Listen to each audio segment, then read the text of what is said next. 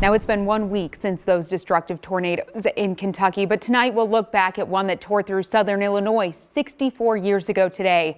As News 3's Danny Valle explains, that storm has a unique connection to the ones we saw last week. Tornadoes in my family is, in a way, something that has a historical place. History often rhymes in times of destruction.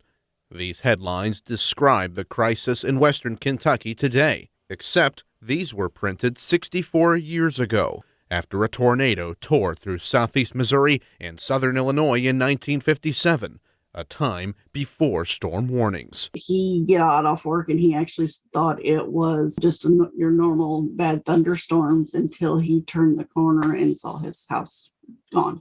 Michelle Jones' grandfather, George Butcher, survived with 2 of his children, including 9-year-old Gerald, who was walking back from the store with a candy bar for his little brother when one of the neighbors who was across the street grabbed him and pulled him into their house right before the tornado hit. And it was literally the side of the street my grandpa was on was completely demolished. That other side of the street was unscathed. 9 died in Murfreesboro, 4 from one family.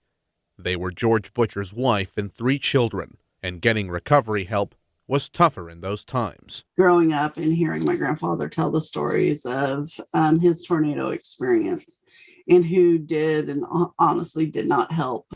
That's why Jones is collecting donations for a friend who lost her home in a tornado that ripped through Dawson Springs. Jones says helping is her duty, a lesson learned from her grandfather. He was always a very charitable man as well, who anytime he saw a need or knew a solution to an issue, he was right there to do it. And I definitely inherited that trait from him. Danny Valle, News 3. A total of 25 tornadoes happened on this day 65 years ago through Illinois and Missouri. 15 people died in those storms.